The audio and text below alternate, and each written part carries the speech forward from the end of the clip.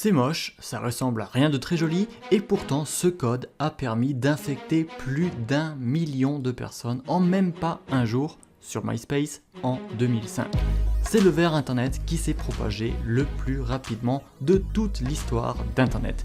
Le ver Facebook, c'est toi dans cette vidéo, en est encore loin. Les rançongiciels, quant à eux, de plus en plus populaires, permettent aux pirates informatiques de gagner de l'argent en un temps record, avec des rançons dépassant parfois le million d'euros. C'est sans compter tous les autres logiciels malveillants, virus, chevaux de Troie, keylogger, etc. et bien d'autres, piratage par shellcode par exemple. Comment donc des morceaux de code peuvent permettre d'en arriver là et comment s'en prémunir? Le hacker éthique digne de ce nom doit connaître comment tout cela fonctionne et donc savoir programmer. Intéressons-nous à présent à l'une des bases fondamentales du hacking éthique, la programmation. Remarque importante, un hacker peut être un programmeur et un programmeur peut être un hacker.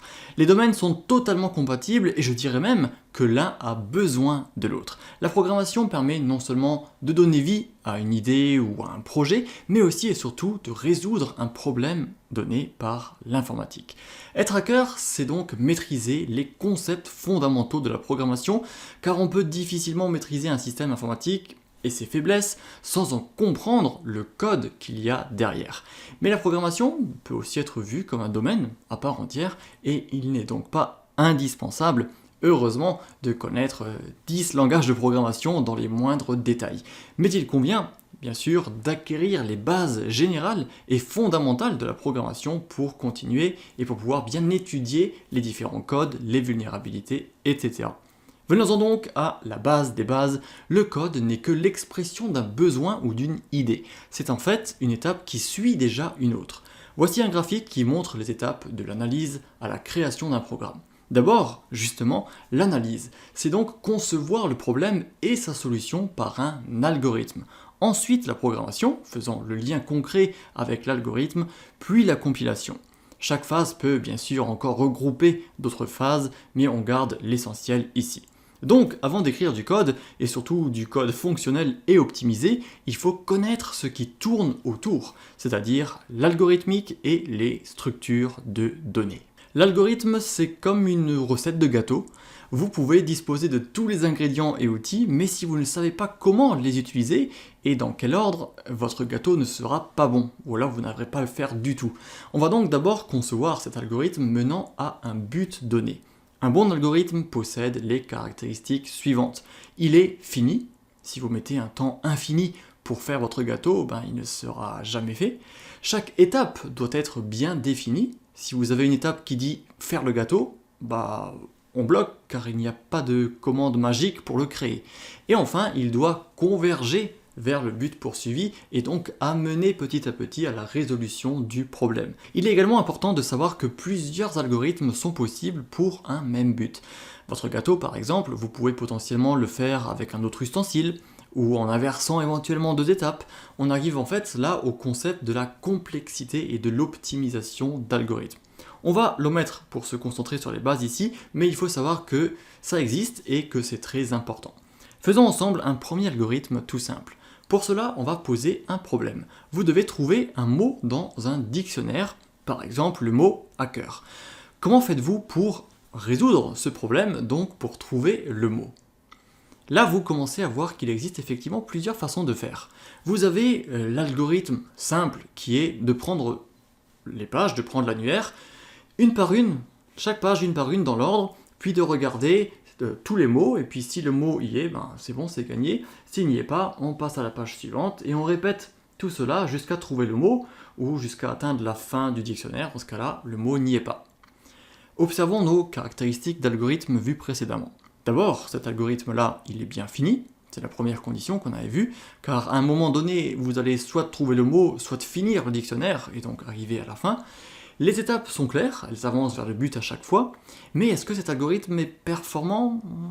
Pas trop, car si je pose le dictionnaire sur votre table et que je vous demande de chercher la définition du mot hacker, que feriez-vous exactement?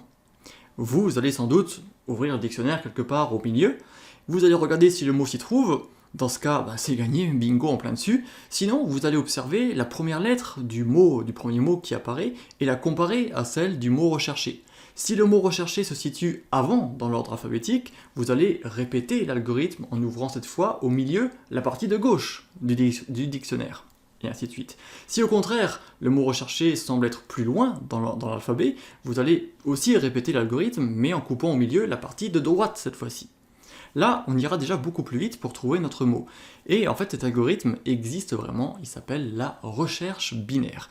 Binaire, non pas car il y a des 0 et des 1, mais car il y a un côté droit ou un côté gauche, on a donc en quelque sorte deux choix, comme si c'était 0 ou 1. L'algorithme semble plus optimisé désormais, et surtout, vous y voyez des structures typiques à la programmation. Des conditions, avec des si, sinon, et des boucles pour répéter des opérations. Cet algorithme pourrait donc être retranscrit ensuite dans un langage de programmation qui supporte ces opérateurs, c'est-à-dire qu'il y a le choix.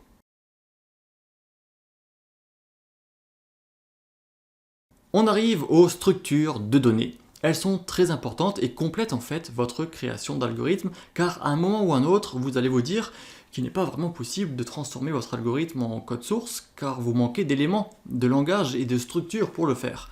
Avant, je disais que pour faire votre gâteau, il n'y a pas d'étape faire le gâteau. Car on a des ingrédients, on a une recette, on a une machine sous la main, et on n'a pas un robot humanoïde qui va tout faire en 2 secondes, on a juste à lui demander. Pareil, pour les structures de données, on en a beaucoup, mais on n'a pas de concept flou qui serait du type utiliser la structure claquement de doigts pour faire le programme. On a donc en programmation plusieurs structures de données fondamentales. D'abord, on a diverses structures dites finies. Par exemple, les variables et les constantes. Comme leur nom l'indique, ce sont des données qui peuvent soit varier dans le temps, soit rester constantes. Vous pouvez par exemple vouloir répéter x étapes, x étant justement une variable qui peut prendre la valeur 1, 2, 3 ou même 54 840. La constante, quant à elle, elle n'est pas supposée changer. Par exemple, si vous avez 26 caractères dans l'alphabet, on dit que c'est ainsi et on ne s'amuse pas à le changer entre temps. On peut avoir des structures finies qui sont composées, par exemple une voiture, elle a une marque qui ne change pas, c'est une constante, mais la couleur, c'est une variable qui peut éventuellement changer en un coup de peinture. Ensuite, on peut avoir d'autres structures de données comme les listes ou les tableaux. C'est simple, vous avez des chiffres, des nombres, des mots ou peu importe que vous souhaitez classer dans un tableau avec des lignes et des colonnes. Des opérations peuvent ainsi être effectuées sur le tableau pour récupérer, pour ajouter, pour supprimer des cellules, voire même des lignes ou des colonnes. On dit que ces structures de données sont indexées car on peut faire référence à un numéro de ligne et éventuellement de colonne pour chaque élément. On a également des structures de données dites séquentielles comme les piles. Très utilisées également en informatique, il s'agit de structures de données ayant un certain ordre d'entrée et de sortie avec un nombre d'éléments variables. Imaginez une pile de feuilles, une pile justement de feuilles sur votre table. La première arrive en bas, la deuxième au-dessus, etc. Du coup, pour les reprendre une par une, vous faites l'inverse. Vous commencez par celle du dessus, puis celle en dessous, et ainsi de suite. Donc la dernière qui a été placée sur la pile, c'est la première que vous sortez. En anglais, on appelle cela philo, first in, premier dedans, last out, dernier dehors. Cette structure est pratique lorsque vous appelez par exemple des fonctions imbriquées. Regardez le code suivant, on a multiplié 4 par additionner 2 plus 1. On peut créer une pile d'appels de la façon suivante, multiplier 4 par, feuille au-dessus, additionner 2 et 1. Pour lire la pile, on prend donc le premier, additionner 2 plus 1, 3, feuille suivante, multiplier 4 par 3 égale 12. On a aussi les fils qui sont comme des piles, mais vous pouvez les imaginer de façon cette fois-ci tournée horizontale. Cette fois, la première feuille entrée, c'est la première feuille récupérée. First in, first out, FIFO, premier arrivé, premier dehors. Pour l'exemple, on peut ici imaginer un logiciel de gestion de stock de marchandises périssables.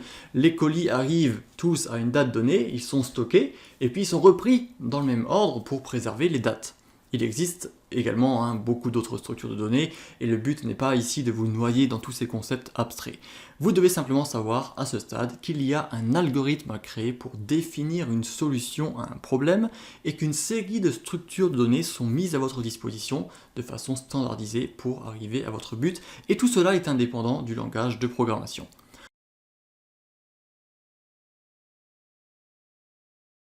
En reprenant l'analogie de la recette du gâteau, l'algorithme c'est la recette, les ingrédients ce sont vos données et les outils sont vos structures de données dans lesquelles vous faites passer les ingrédients, les données pour leur cuisson ou peu importe.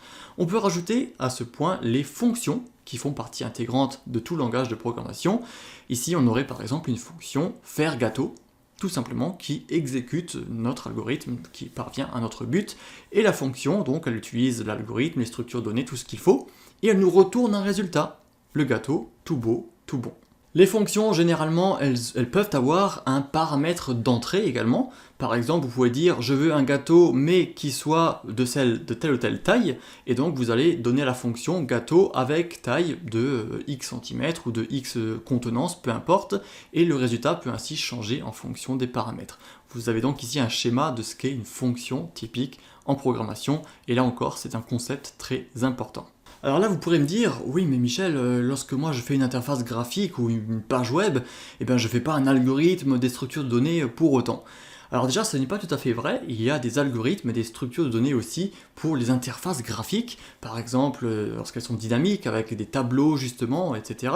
Et ensuite, il faut séparer ce qui est affichage graphique pur de ce qui est code fonctionnel. C'est d'ailleurs pour cela que vous entendrez d'ailleurs sûrement parler du modèle MVC, Model View Controller, que l'on utilise très souvent en pratique et notamment en entreprise. On sépare en fait le projet en trois parties. Le modèle qui contient les données à traiter ou à afficher, la vue qui contient l'interface graphique et le contrôleur qui contient lui la logique de code, donc les fonctions, l'algorithme, etc.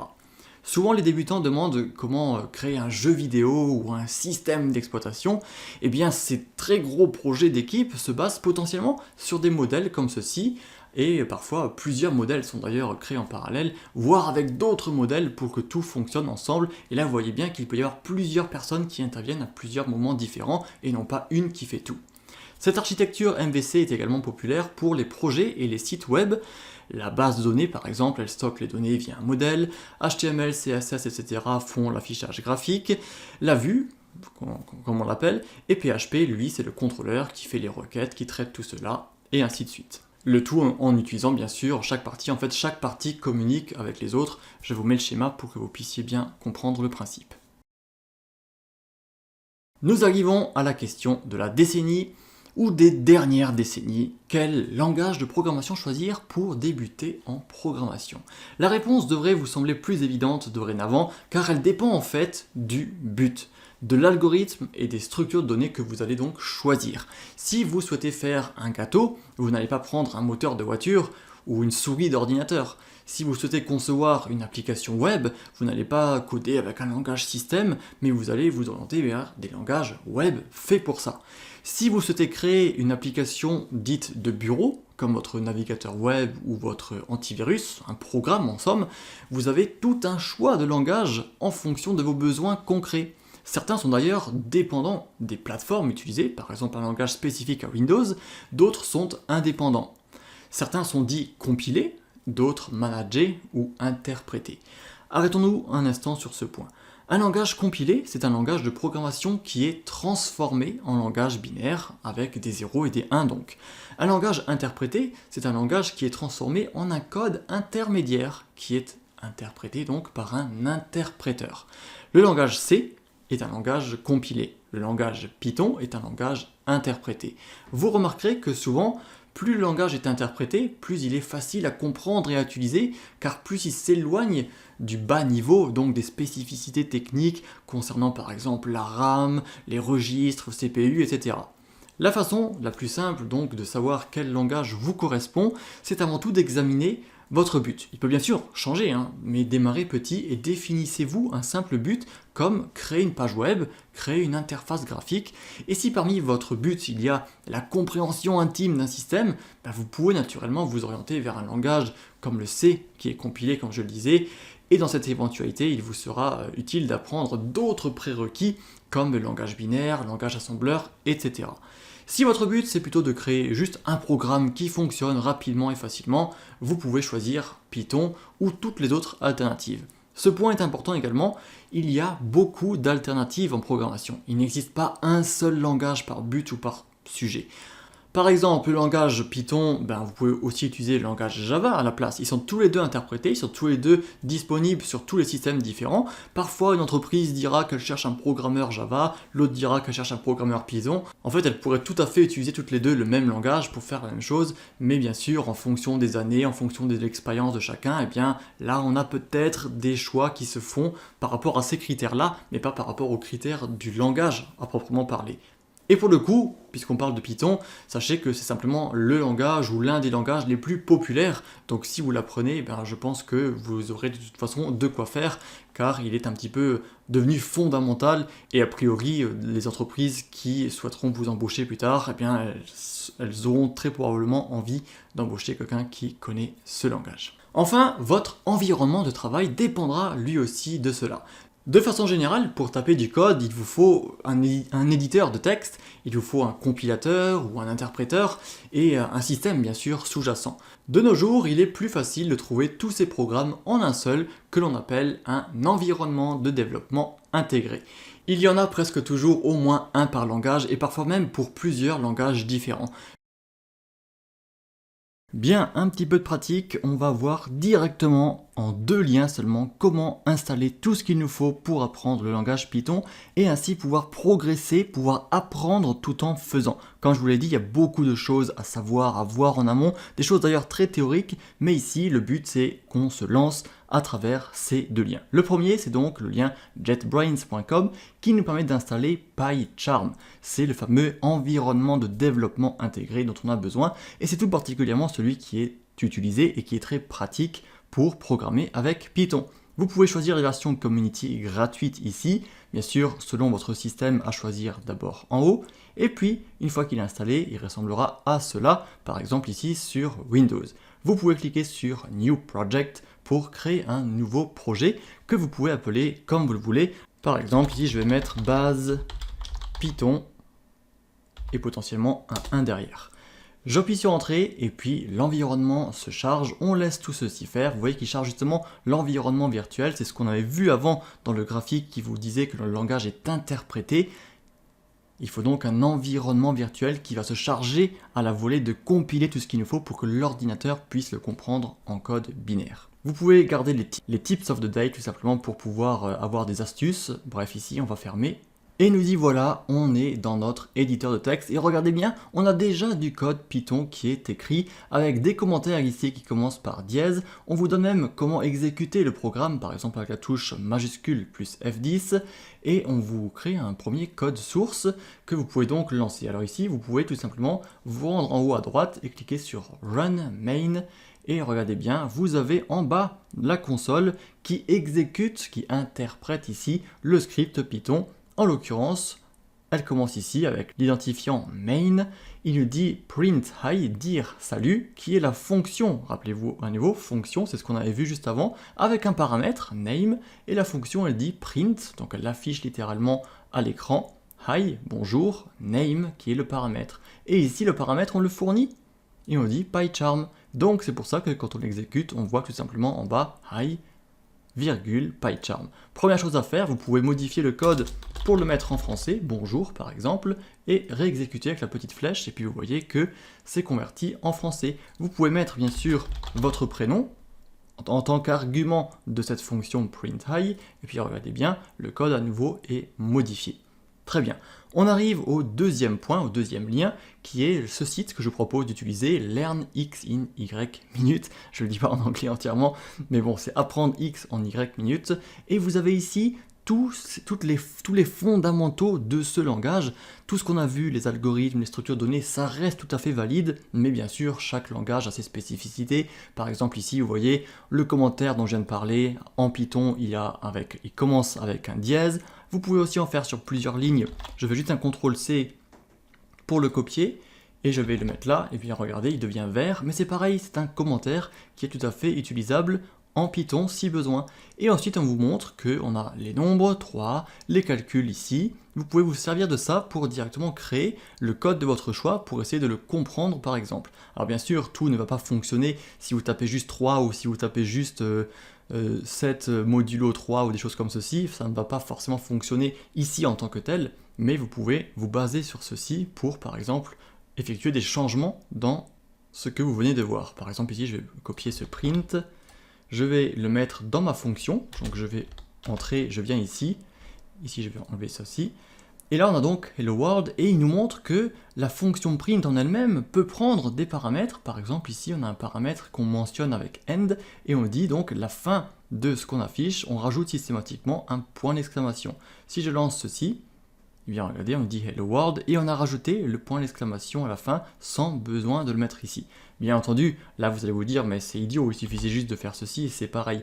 Et c'est tout à fait vrai, mais dans certains cas, on peut utiliser ceci. Par exemple, si on affiche plusieurs fois une chose, on peut rajouter des choses ainsi. Vous pouvez donc continuer, vous baser là-dessus, et éventuellement, bien sûr, sur beaucoup d'autres tutoriels qui existent sur Internet, afin de progresser en langage Python de cette manière. Là, vous avez vraiment tout sous les yeux.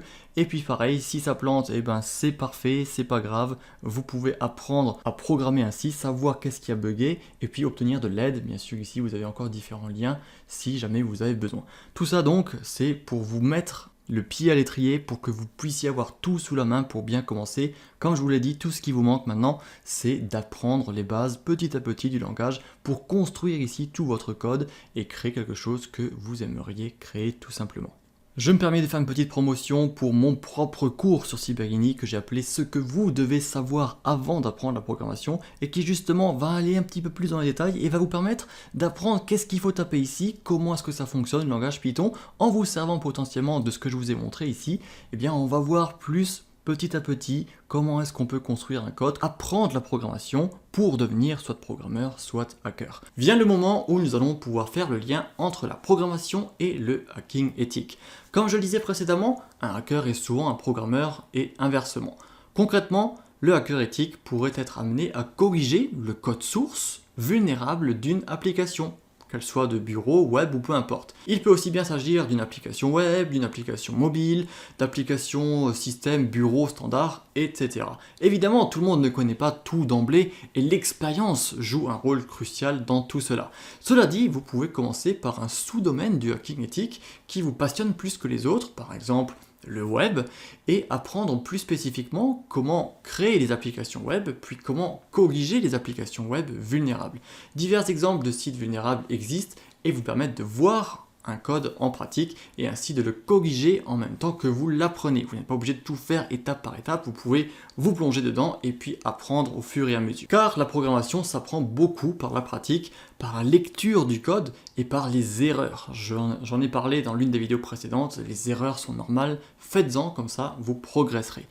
Tout ce qu'il vous faut en fait aujourd'hui, c'est donc commencer.